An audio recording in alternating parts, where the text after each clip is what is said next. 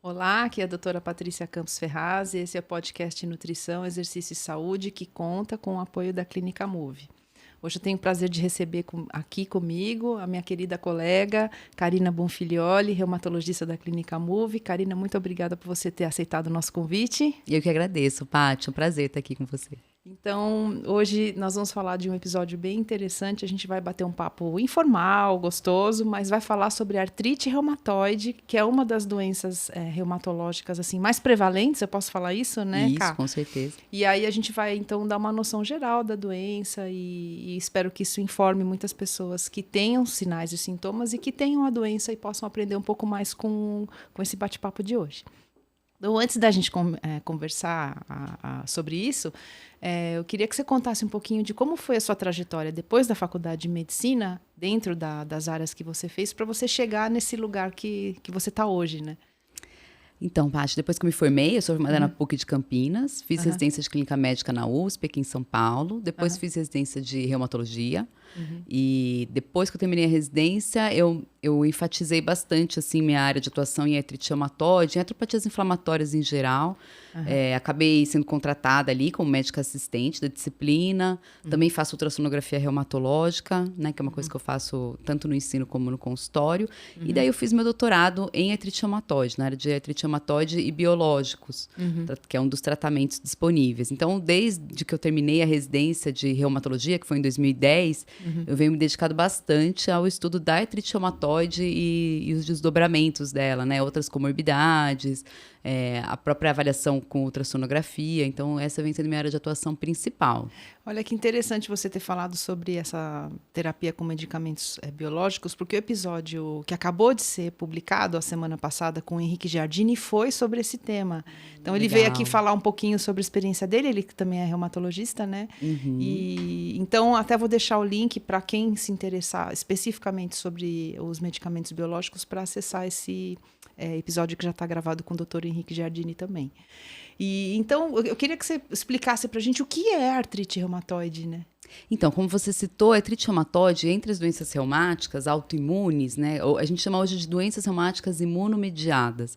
A artrite reumatoide é uma das mais frequentes. E mesmo assim, não é uma frequência tão alta. 1% da população tem artrite reumatoide.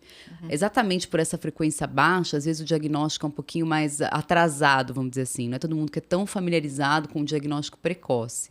Então, é uma doença que cursa com inchaço, inflamação das articulações, principalmente das mãos. Muito frequentemente, ela começa com sintomas nas mãos e nos punhos. São sintomas que a gente fala insidiosos, não é um quadro agudo, não é uma dor que você vai ter de um dia para o outro. Começa com uma dor leve, ela tende a ir aumentando. Algumas características dessa dor são rigidez matinal. Então, o paciente tem uma sensação, quando ele acorda de manhã, de que a mão está travada, de que a mão está dura. Todas as articulações aí dos dedos, do punho. E essa rigidez, muitas vezes, ela é prolongada. Ela dura aí 1 hora e, conforme ele vai movimentando, essa dor tende a melhorar. E ao longo do tempo, ao longo de dias, semanas, esse quadro vai se tornando mais intenso e às vezes até incapacitante, de não deixar que o paciente consiga fazer as atividades da vida diária dele. É mais frequente em mulheres, 80% dos pacientes são mulheres, na maioria das casuísticas. É uma doença que a gente, embora essa prevalência de 1% ela seja reprodutível aí na maioria das regiões, dos países, a gente tem notado um aumento na prevalência. Não é uma doença de idosos. Muita gente pensa que reumatologia é a especialidade de tratar doenças de idosos. Não é. É uma doença que pode começar ali na 3ª, 4ª década de vida. Então, às vezes o paciente com 40, 50 anos pode começar a apresentar esses sintomas. É uma doença que, se não for tratada, identificada, ela é muito incapacitante. Ela pode levar a sequelas irreversíveis, né? Umas sequelas articulares. Então, muitas vezes, alguém que já ouviu falar da doença ou tem familiares podem ver que tem deformidades ali nas mãos que muitas vezes o paciente não consegue mais ter o mesmo nível de atividade que ele já teve antes por sequelas, né? E, assim, tentando explicar isso de uma forma simples, né, para o nosso público entender, o que acontece lá dentro da articulação, né, nessa doença, assim? Então, essas articulações que são acometidas pela artrite, elas têm uma membrana que revestem ela por dentro, né, e delimitam ali o espaço da articulação, que é o que faz com que a gente consiga dobrar, por exemplo. Então, essa membrana, ela produz um líquido, uma quantidade bem baixa de um líquido lubrificante que vai permitir que a gente consiga fazer os movimentos. Essa membrana, a função dela é essa, produzir esse líquido, nutrir a cartilagem dessas articulações. Então, a gente chama de articulações sinoviais. A doença começa nessa membrana, na membrana sinovial, que reveste as articulações.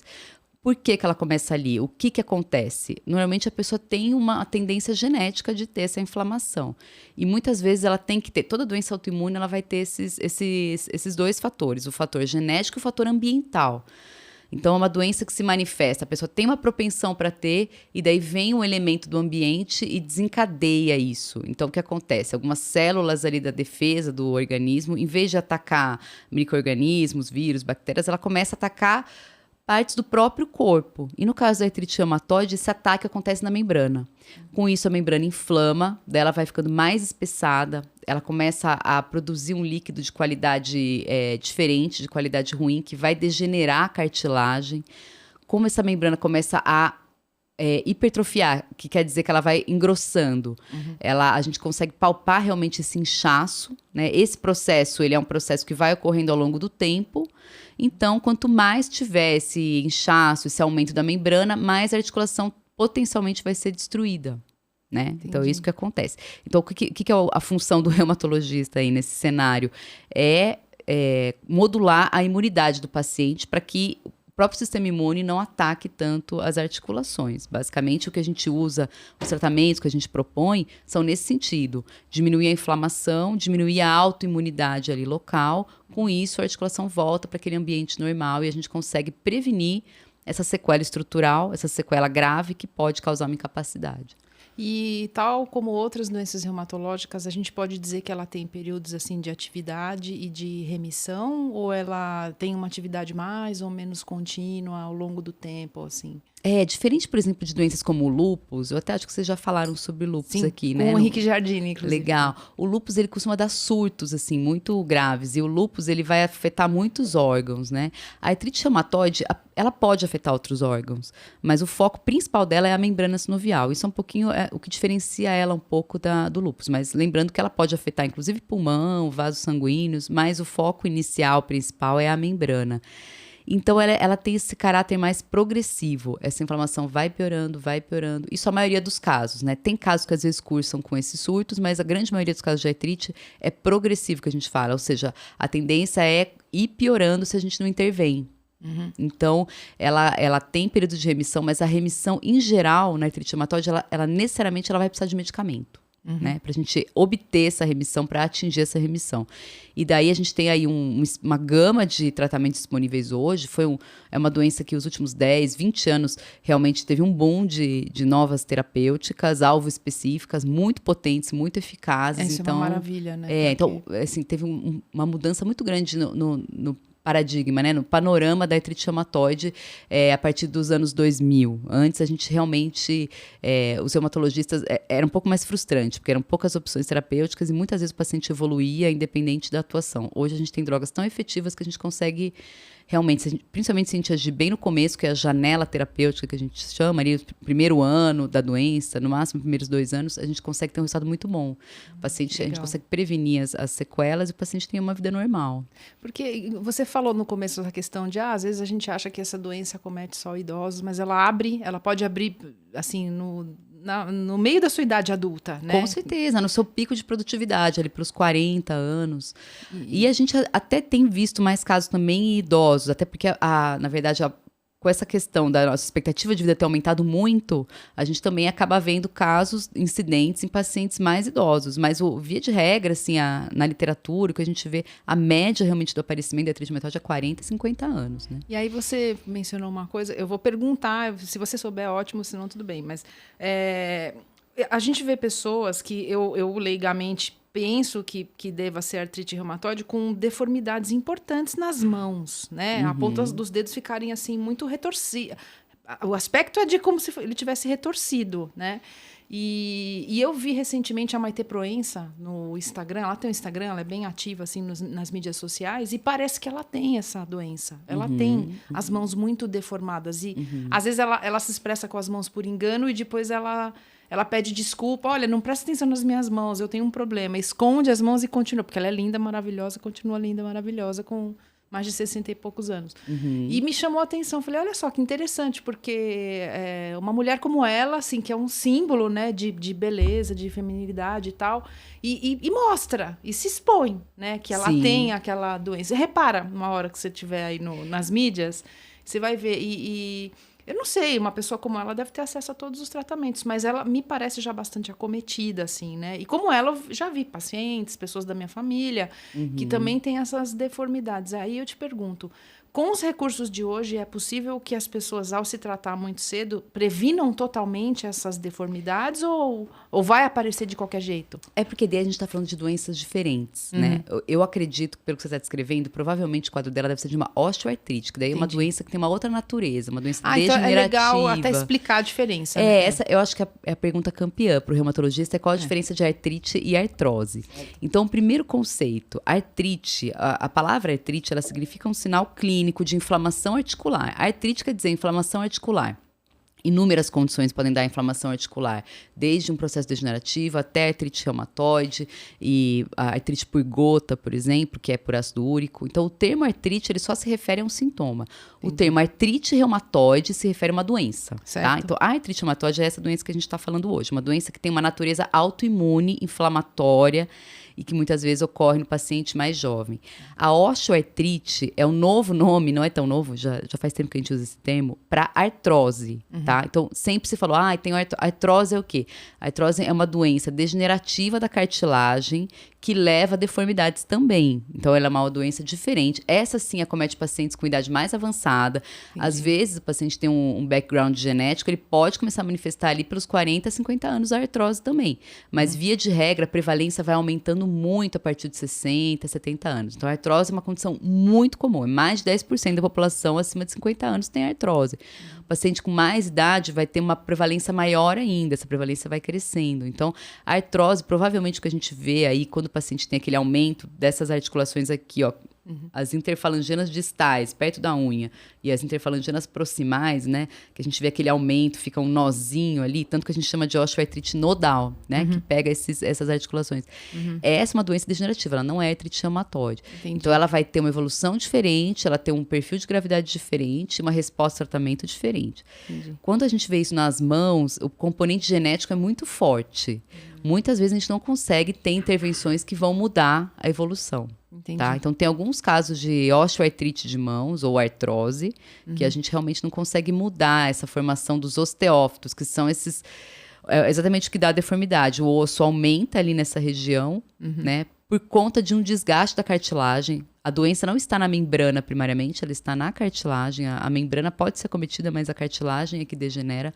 Com isso, o osso começa a proliferar e aumenta. Entendi. E isso a gente ainda não achou um remédio que seja 100% assim, que previna. Não tem. A gente tem várias medidas que a gente vai tomar nesse paciente para prevenir a progressão.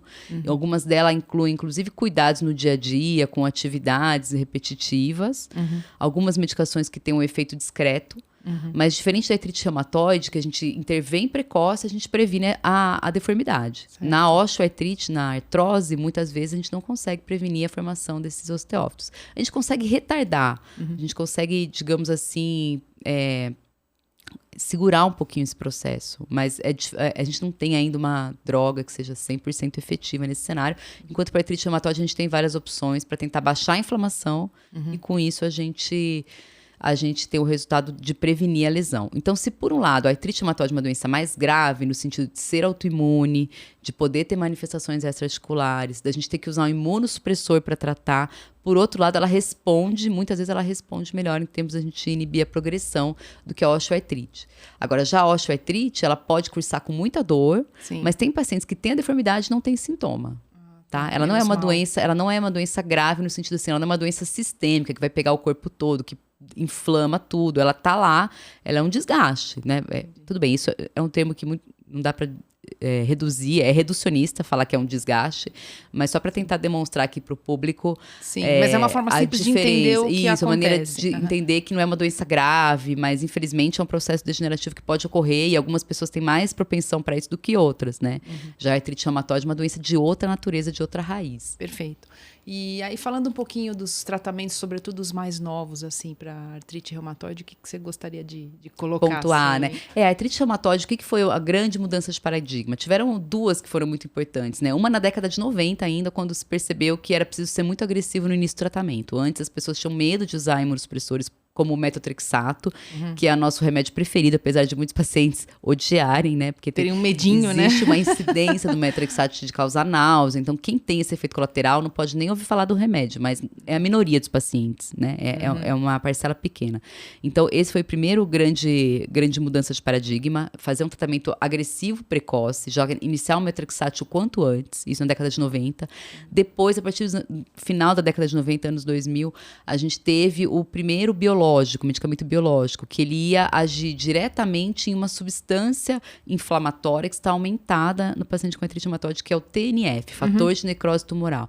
Então, o primeiro medicamento que foi o anti-TNF, infliximab, medicamento endovenoso, que é feito a cada 8 semanas ou a cada 6 semanas, ele acrescentou uma eficácia muito grande, né? Uma resposta muito que a gente não via antes com as drogas que a gente tinha disponíveis. Então, essa foi uma grande mudança. A partir do momento que se mudou esse drive para buscar esses alvos específicos, drogas que atuassem em substâncias específicas que estão alteradas no sangue de quem tem artrite, aí a gente começou a observar uma grande melhora no controle dos sintomas e efetividade mesmo, eficácia dos tratamentos. E agora a gente tem uma gama de biológicos disponíveis, né?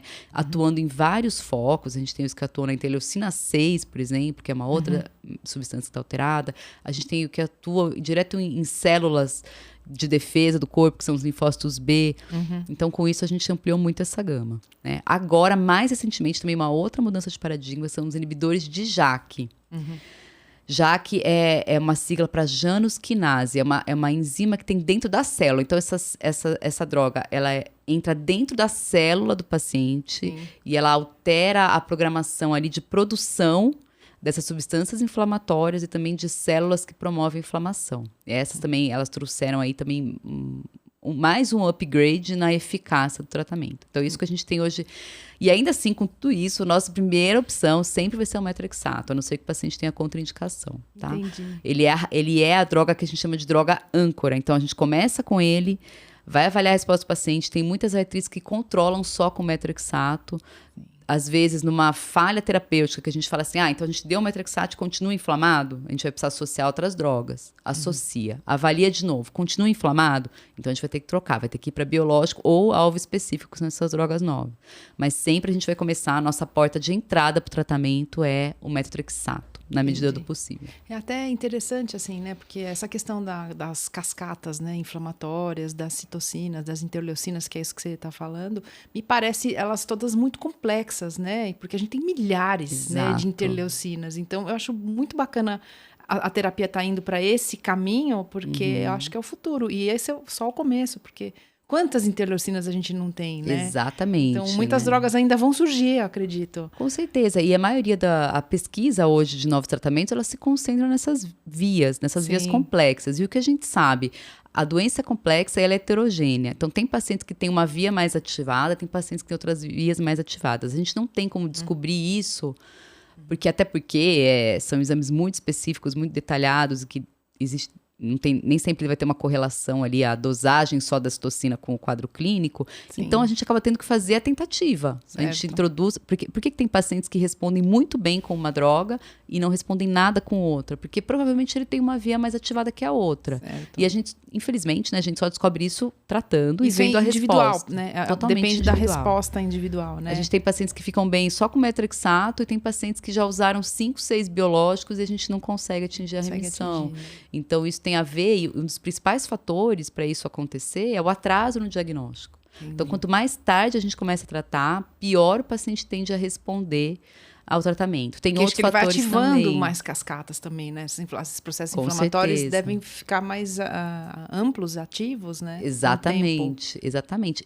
E uma coisa importante, que daí a gente vai entrar quando a gente estiver falando de estilo de vida, né? Então, o fator ambiental mais importante que já foi descrito para a artrite reumatoide, que tem uma relação muito intrincada com a fisiopatologia, é o tabagismo, o cigarro. Eu não sabia disso. Então, o cigarro, a gente sabe que ele pode ser o gatilho inicial. Então, às vezes o paciente, vamos supor, fumou ali há muito tempo, ele pode até já ter parado, mas se ele estiver fumando ainda é pior. Quando ele fumou, ele desencadeou um mecanismo de autoimunidade, isso pode ocorrer no pulmão. Ele é um mecanismo que chama citronilização, então ele ativa uma via. E daí o paciente tem que ter o background genético, né? Por isso, não todo mundo que fuma teria artrite, né? Então, é o paciente que tem realmente esse fator de risco genético. E daí, com a exposição ao tabaco, ele desencadeia a via autoinflamatória e desenvolve a doença. Então, isso pode ter acontecido lá atrás e ele desenvolver a doença mais pra frente. Mas a gente sabe que o tabaco tem muita relação, né? E todas as doenças autoimunes, elas podem ter uma questão relacionada à microbiota. E daí entra a parte de nutrição, né? Tanto microbiota intestinal como microbiota oral estão implicadas também como sendo gatilho para a autoimunidade. E na artrite reumatoide não é diferente, né? A gente observa isso na prática clínica, né? E como o intestino, além de ser o segundo cérebro, ele é o seu segundo sistema imunológico, né? Exato, porque na verdade ele é uma peneirona ali, né? Que ele está fazendo a interface entre o nosso corpo e o ambiente, assim como o pulmão. São áreas meio muito externo, permeáveis, né? Tá recebendo todos os antígenos do meio externo, ele é basicamente, né? a nossa interface com o mundo. Sim. Né? O pulmão e o intestino. Da nossa celularidade, aí, da nossa imunidade, dos nossos órgãos com o ambiente externo. Então, a gente cada vez mais tem visto que o papel da microbiota é muito importante nesse drive. Né? E você sabe que, assim, na minha experiência clínica, e sobretudo lá na MUV, né, que eu estou ao lado de tantos reumatologistas, todos muito competentes, eu tendo hoje em dia a pedir, quando eu observo, né, um paciente com sintomas de inflamação intestinal, muitas vezes eles vão para o gastroenterologistas, eu amo vocês de coração, mas às vezes eles voltam para mim e tipo, o gastro falou que eu não tenho nada, me mandou embora. Eu falei, então você vai para o reumato? Pode ir, mando tudo para vocês, porque chega lá, assim, na verdade, tá abrindo outra coisa. Que eu acho que é da competência do reumatologista ver. Por quê? Porque já é uma questão que imunologicamente avançou e saiu já da jurisprudência do gastroenterologista. Eu tenho visto isso. Exatamente. Essa interface ela é muito forte, principalmente nas doenças do grupo das espondiloartrites. Que eu não sei se já teve podcast desse tema aí. Não tivemos, mas podemos fazer. A gente vai renovar os temas agora. O subgrupo de doenças reumatológicas que a gente mais observa essa interface, né? Até porque estão chegando vários pacientes com espondiloartrite para mim ultimamente. E as doenças inflamatórias intestinais, doença de Crohn, retocolite ulcerativa, elas podem causar uma artrite secundária, que daí entra nesse grupo das espondiloartrites, mas também a gente observa alterações de microbiota, colite subclínica, um monte de coisa, que justamente está aumentando aí a interface de bactérias, de ambiente externo com o sistema imune. E daí, o que acontece? Como é que o corpo do paciente autoimune interpreta isso? Ele é ativado por uma microbiota alterada, por exemplo, mas ele vai atacar uma célula do próprio corpo, porque ele tem esse mecanismo, assim, ele tem uma confusão, né, no reconhecimento. Sim. Ele ataca o que é self, né, o que é nosso, como se não fosse. Entendi. Né? Então, basicamente, a raiz, né, das doenças autoimunes, reumáticas principalmente, ela tá nisso. Então, assim, o que chega lá para mim, que depois eu acabo encaminhando... Às vezes o encaminhamento é inverso, né? Também recebo dos reumatos as pessoas que já têm um diagnóstico fechado, mas que precisam melhorar a sua alimentação justamente para reforçar uma microbiota saudável e, com isso, melhorar o curso das doenças, né? Mas, grosso modo... acho que isso puxa também a questão da alimentação rica em fibras, né? Sem dúvida. Bons carboidratos. Às vezes tem essa modinha de low carb, no carb, cetogênica. Isso é terrível para a microbiota intestinal. Ela muda para uma microbiota intestinal altamente inflamatória quando você deixa de lado essas fibras. A gente tem um equilíbrio, você deve estudar isso também, entre Bacteroidetes e Firmicutes, que é 80% representa 80% das bactérias intestinais, que depende muito das fibras alimentares, e sem contar a importância dos fitoquímicos, dos antioxidantes que estão naturalmente presentes em fruta, legume, verdura. Com certeza. Né? É muito importante, né? Os pacientes que estão assistindo a gente aqui, não é só para emagrecer, né? Ou para ficar com barriga tanquinho. A maioria das pessoas se preocupa, principalmente os jovens, né? Estão nessa questão da estética. Vai muito além, porque a saúde depende muito de uma boa microbiota e de uma alimentação que sustente essa microbiota saudável, inclusive em níveis cerebrais, sociais também, né? Que eu acho que também tem muito assunto para próximos episódios, né? A questão da ansiedade, depressão e de outras comorbidades, assim, que dependem muito dos neurotransmissores que essas bactérias transmitem, né? Além das interleucinas. Na verdade, é toda uma cadeia, né, envolvida. E é claro que daí, nesses casos, eu encaminho para você, né? Para fazer toda essa orientação. Mas você tocou num ponto super importante, porque assim, também, por outro lado, tem todos esses modismos em nutrição, eu imagino que você deva sofrer demais com isso, a gente também sofre. E assim, o paciente sempre, via de regra, é muito frequente essa pergunta, mas o que eu posso comer, o que eu não posso comer, né? É como se tivesse alguma limitação. Tem algumas artrites que a dieta tem um papel preponderante, por exemplo, na gota. Porque a gente quer evitar a produção excessiva de ácido úrico, né? E com isso, você vai ter que ter algumas restrições. Mas assim, a artrite reumatoide é muito estudada, essa parte de dieta. E você sabe que estudar dieta, intervenção dieta, é muito difícil a avaliação dos desfechos. Então, a gente tem uma heterogeneidade muito grande na literatura. Mas a gente tem dados recentes mostrando o papel importante do ômega 3, na dieta, né, como um protetor inflamatório. Então, isso já tem até meta-análise demonstrando que realmente, meta-análise de boa qualidade, demonstrando que realmente existe um impacto grande da ingesta de ômega 3, da suplementação, porque a nossa dieta, via de regra, não é rica em ômega 3. Nem um pouco. Né? Ainda mais no Brasil. E, assim, dietas que eles consideram anti-inflamatórias, entre aspas, né? Eu acho que não é um termo legal, mas a dieta mediterrânea parece ser muito interessante. Tanto que saiu um artigo que foi super polêmico, falando que o consumo de pizza está associado ao melhor controle dos sintomas. Mas é claro que isso é muito generalista. Mas você tem que ver, né, o contexto, né? Exato. Quer dizer, a pizza lá na Itália, exatamente, no meio daquele monte de legume. É um estilo italiano. Não é a mesma coisa que a pizza de Nova York, né? Exato. Para usar um exemplo bem fácil de entender. Desde a qualidade dos produtos envolvidos ali na produção. E o entorno todo, né? O entorno todo. Então, é claro que eu acho que tem esse viés, né? Que mussarela foi usada. Exatamente. A farinha. A farinha, tudo isso. O azeite. Exatamente. Então, o que tem realmente dado? Dieta mediterrânea. Parece ter um papel benéfico. Tem trabalhos também com dieta vegana, plant-based. Sim, mostrando. É super legal isso, né? Pois é, mas daí eu acho que o quanto que é, na verdade, de uma correção de hábitos hiperinflamatórios, né? Sim. Dieta muito rica em carne vermelha, que o paciente poderia ter antes e depois não teve. Então, qual que é o papel exatamente do... na verdade, são os vieses, né? Os vieses nutricionais desses estudos. Mas o que a gente tem de evidência mesmo, uma evidência super interessante, que eu acho que não é todo mundo que sabe, é que a dieta hipersódica, tem alguns trabalhos que mostraram que ela pode ser um fator de risco para desenvolver artrite. Isso é muito interessante, eu não sabia. A dieta, o que eles consideram como cutoff é uma dieta bem alta, mas aqui no Brasil a gente sabe que a ingesta é muito alta. Sal. Né? A gente tem esse hábito de ter o saleiro na mesa, aquela coisa. Então, realmente, o cutoff deles foi alto para ser um fator de risco, mas eu acho que não é muito diferente do hábito de uma porcentagem dos brasileiros, por exemplo. Então, hipersódica. O que também pode ter papel protetor, ou talvez até um papel anti-inflamatório. Cúrcuma, que já foi... Inclusive, a gente tem um derivado de cúrcuma que a gente usa para osteoartrite, né? Com algum nível de evidência. Também não é aquela droga revolucionária. Ômega 3, cúrcuma, gengibre, tem alguns estudos. Mas, via de regra, uma dieta pobre em ultraprocessados, que é o que a gente orienta para qualquer pessoa. Então, o que eu procuro falar para o meu paciente é assim, uma dieta normal, seguindo, por exemplo, a diretriz brasileira de nutrição, que fala que é maravilhosa, que inclusive é copiada no mundo inteiro. Né? Porque o que ela coloca é para você focar em alimentos in natura e quanto menos processado, melhor. E é isso.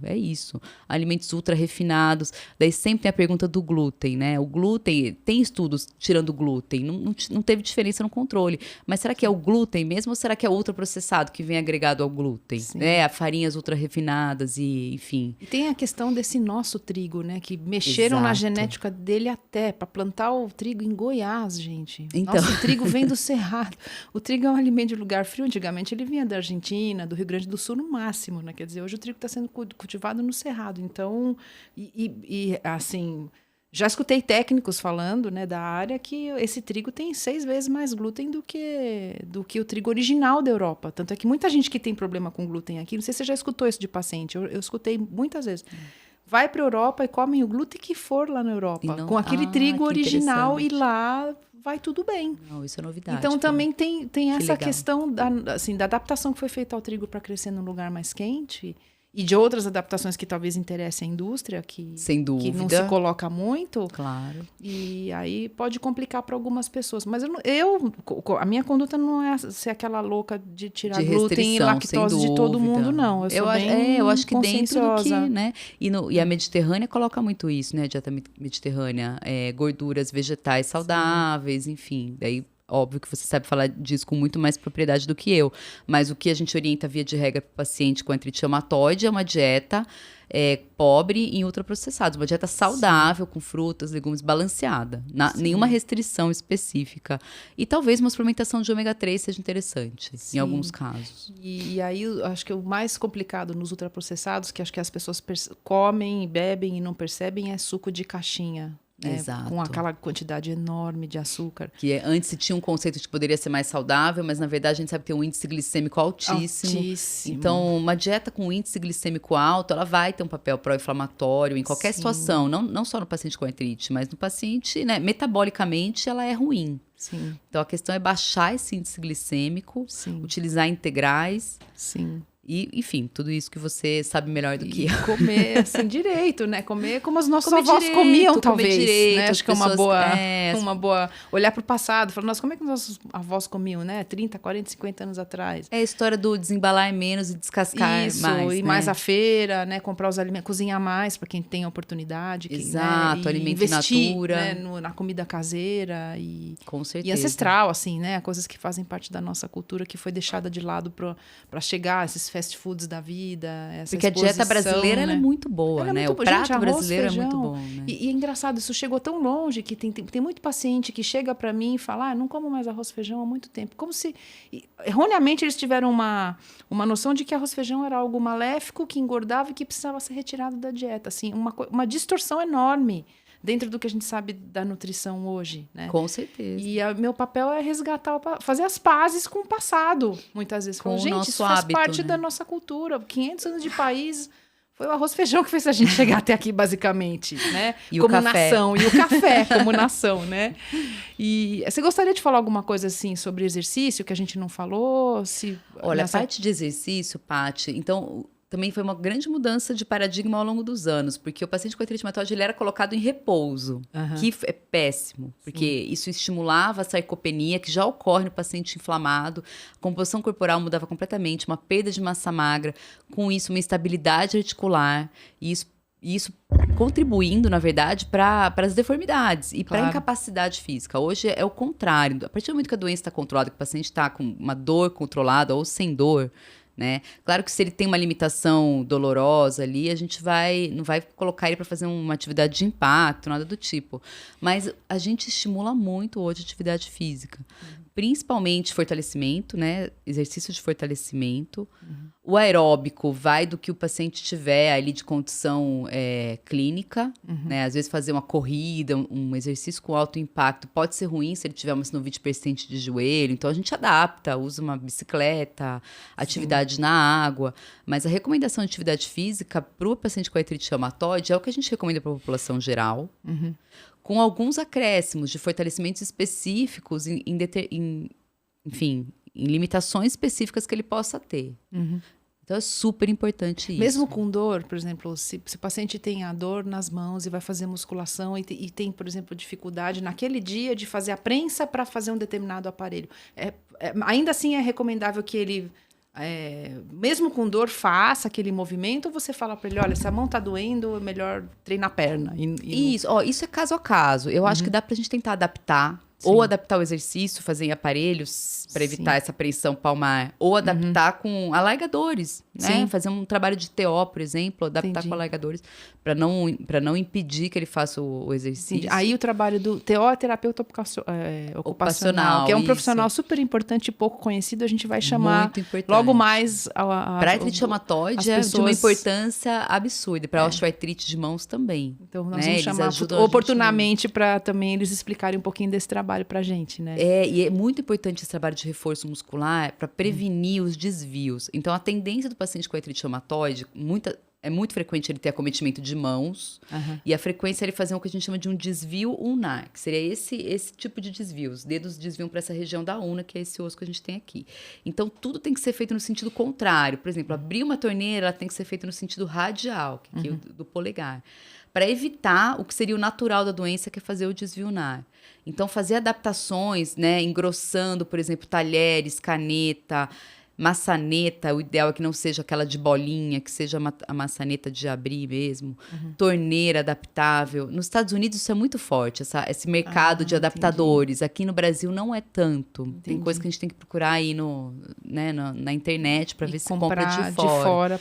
Mas a TO e o físio também, tanto o terapeuta ocupacional como a fisioterapeuta, o fisioterapeuta, eles conseguem orientar essas adaptações. Entendi. Então, fazer o fortalecimento nesse sentido, de evitar essas deformidades e orientar o que a gente chama de conservação de conservação de energia ou de proteção articular, né? Exercício de proteção articular, movimentos do dia a dia que vão evitar a progressão da deformidade. Isso é super importante. Então, nossa, nutrição e exercício em artrite reumatoide hoje está no pico de estudos, de busca, porque realmente a gente chegou num nível muito alto em tratamento, mas a gente percebe que a gente tem necessidades não atendidas nesse público. E uma delas é essa parte, vamos dizer assim, multidisciplinar. E multidisciplinar, né? Sem dúvida. Olha, eu ficaria horas conversando aqui, mas a gente já bateu 35 minutos. Caramba! Foi maravilhoso, passa rápido. Então eu queria agradecer muito a sua presença, Karina. Muito obrigada por você ter vindo. E eu que agradeço, foi ótimo. E agradeço a Clínica Move novamente pelo apoio, né, desses episódios. Muito obrigada a você pela sua atenção e até a próxima oportunidade. Tchau. Tchau, tchau.